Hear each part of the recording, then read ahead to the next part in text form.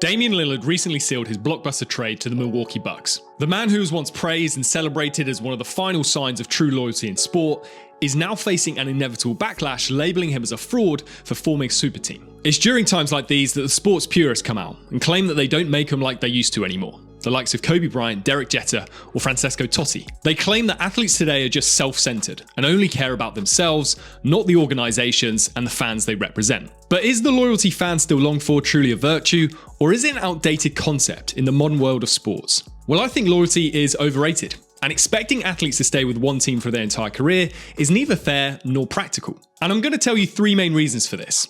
So let's get started. First up, the celebration and demand of loyalty in sports is quite frankly stupid when you look at the fact that professional athletes have a ridiculously short career span. To put it into perspective, let's consider the typical career of an athlete compared to that of us people working regular jobs. The average professional athlete's career spans a mere fraction of their lifetime. Even if a player remains with one team for 5 years, this could constitute over 50% of their entire playing career. In contrast, people in regular day jobs often change positions or employers every 5 years or so, which, when compared to their working life, amounts to just a little over 10%. And even that's being generous though.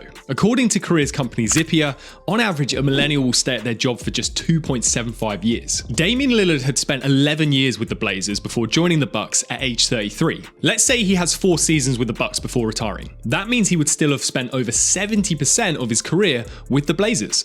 Over 70% of his time on a team that he had to carry on his back, that never had a chance of winning a title. Could you imagine spending over 70% of your working life at the same company? A company that you know won't allow you to get the best out of yourself? Be honest. The realities of modern employment have shifted, with job hopping becoming increasingly common. It's not unusual for people to change jobs every 2 to 3 years in pursuit of better opportunities, career growth, and higher salaries. In this context, why do we insist on expecting lifelong loyalty from athletes whose careers are significantly more time sensitive? Yes, they may earn ridiculously high salaries, but it's just human nature to seek out a larger carrot, even if the one that you're currently chewing on is going to keep you full for life. But in sport, it's not all about the money. The second reason why loyalty is overrated is that the ultimate goal of every athlete is winning championships. Winning is the driving force behind their passion. It's the reason they picked up a ball or a bat thousands of times as a child. To get to the pro level, they would have won a lot of games, matches, and various championships at youth level. The appetite for winning is what got them to the elite level, and that itch doesn't go away lightly, especially if you're a player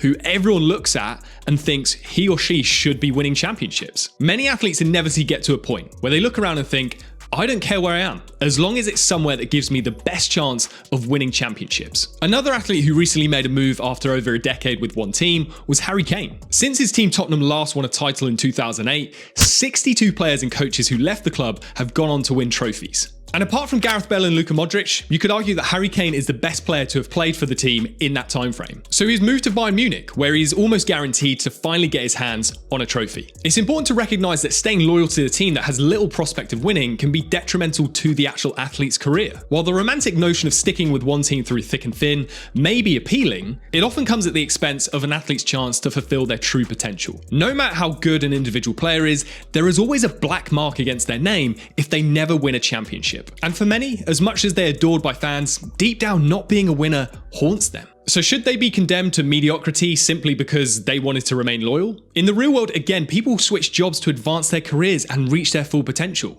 Athletes should have the same freedom to pursue opportunities that bring them closer to their championship dreams. We shouldn't penalise them for wanting to win and achieve greatness, especially when they're in an environment that just won't let them do that. And the final reason loyalty is overrated is one a lot of people won't like hearing.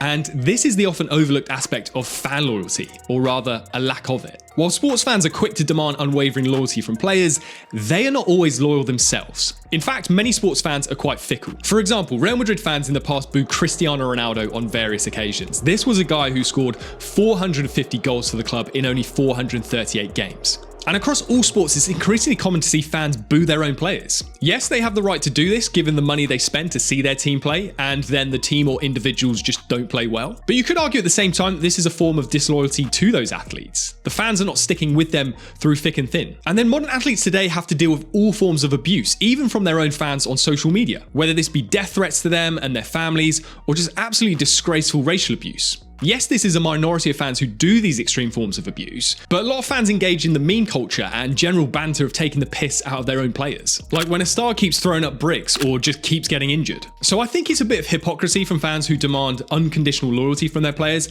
when a lot of the time the fans themselves only give conditional support. Whether you agree with this or not, you can't deny this is a double standard that places an unfair burden on athletes, making it seem as if their loyalty should be unconditional, while the loyalty of fans can waver based on short-term results. So just ask yourself, if you're an athlete and you have the opportunity to make a move that better guarantees your chances of success, are you going to turn that down when there's a possibility that your own fans will be calling for your head if you stay and miss the game-winning shot in your next game? Wouldn't you rather them call for your head whilst you're out the door and starting a new journey towards hopefully winning a title? Loyalty at the end of the day is a two-way street, but you tend to find that those who demand it most see it more as a one-way street. It's the same as guys who demand that their girl be loyal and not have any other guy friends, but then they're allowed to go to the club every weekend with the boys and talk to as many girls as they want. Too many sports fans are like those guys. They don't see the double standards that they set. So it's no wonder that loyalty is dying in sport, because there's not really any desirable upside to it for athletes. And the celebration of loyalty in sports has for too long been a one-sided narrative.